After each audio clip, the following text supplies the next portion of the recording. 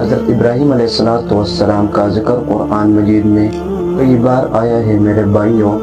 جب دنیا میں بت پرستی زیادہ ہونے لگی، لوگ اپنے ہاتھوں سے بت کو بناتے تھے اور پھر ان کو خدا سمجھ کر اس کی عبادت کرتے تھے۔ حضرت ابراہیم علیہ السلام کے والد بھی اپنے ہاتھوں سے بت کو بناتے تھے اور پھر ان کو خدا سمجھ کر اس کی عبادت کرتے تھے۔ حضرت ابراہیم علیہ السلام ابھی چھوٹے تھے جب یہ حالات دیکھ کر وہ کہتا کہ یہ کتنے بیوقوف لوگ ہیں کہ اپنے ہاتھوں سے بت کو بناتے ہیں اور پھر ان کو خدا سمجھ کر اس کی پوجا کرتے ہیں۔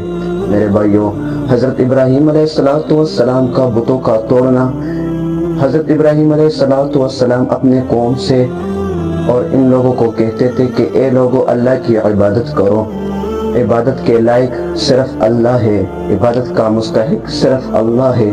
ان بے جان خداؤں کی، ان بے جان بتوں کی عبادت کو چھوڑ دو، پوجا کو چھوڑ دو، اللہ کی عبادت کرو۔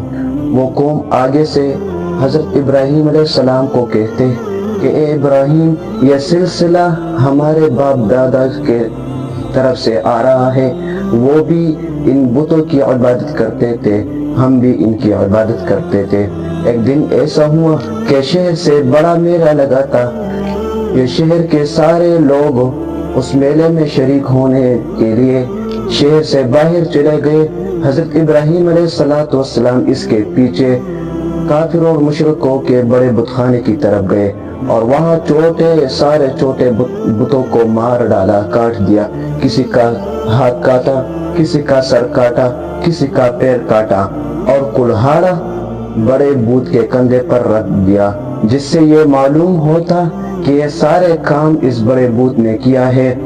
جب یہ شہر کے لوگ میلے سے فارغ ہو کر اپنے بت خانے کی طرف آئے اور اپنے بت خانے کی یہ درگت اور اپنے بتوں کی یہ حالت دیکھ کر کہ کسی کا پاؤں نہیں ہے، کسی کا سر نہیں ہے، کسی کا ہاتھ نہیں ہے، تو وہ لوگ غصے میں آ کر کہنے لگے کہ یہ کام کس نے کیا ہے۔ انہوں نے شبہ حضرت ابراہیم علیہ السلام پر کیا اور کہا کہ وہ ہمارے بتوں کو برا بھلا کہتے تھے، ہمیں بتوں کی پوجا سے روکتے تھے، یہ کام اسی کا لگتا ہے۔ حضرت ابراہیم علیہ السلام کو بلایا گیا میرے بھائیوں اور پوچھا کہ یہ کام کس نے کیا ہے۔ حضرت ابراہیم علیہ السلام نے جواب دیا کہ تم مجھ سے پوچھتے ہو تو اس کے بجائے اپنے خداؤں سے پوچھو، وہ تمہیں سچ بتائے گا کہ یہ کام کس نے کیا ہے، وہ تمہیں سچ بتائے گا۔ وہ قوم آگے سے کہنے لگی ابراہیم کو کہ ابراہیم، تمہیں پتا ہے کہ یہ بت بول نہیں سکتے، یہ چل نہیں سکتے، یہ بات نہیں کر سکتے۔ تو حضرت ابراہیم علیہ السلام نے کہا کہ اچھا، تمہیں پتا ہے کہ یہ بول نہیں سکتے، تو پھر کیوں ان کی عبادت کرتے ہو؟ یہ تمہیں کچھ نفع بھی نہیں پہنچاتا، کچھ نقصان بھی نہیں دیتا۔ تو پھر حضرت ابراہیم علیہ السلام نے پھر کہا کہ مجھے تو لگتا ہے کہ سب کام اس بڑے بت کا لگتا ہے، کیونکہ کلہاڑا اس کے کندھے پر ہے۔ وہ قوم نے حضرت ابراہیم علیہ السلام کے والد کو، آزر کو شکایت کی کہ تمہارے بیٹے ایسے کام کرتا ہے، ابراہیم ایسا کام کرتا ہے، ہمارے بتوں کے ساتھ یہ ایسا معاملہ رکھتا ہے، ہمارے بتوں کو اس نے کاٹ ڈال دیا۔ حضرت ابراہیم علیہ السلام نے اپنے والد کو بھی سمجھایا کہ اے والد، بتوں کی عبادت چھوڑ دو، بت پرستی چھوڑ دو، اللہ کی عبادت کرو، اور میں ڈرتا ہوں کہ کہیں اللہ کے عذاب میں تم نہ آ جاؤ، اللہ کی گرفت میں تم نہ آ جاؤ۔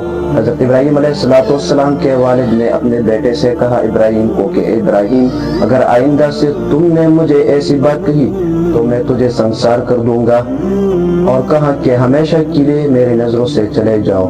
حضرت ابراہیم علیہ السلام نے اپنے والد کو سلام کیا اور کہا کہ اے والد، میں تمہارے لیے مغفرت کی دعا کروں۔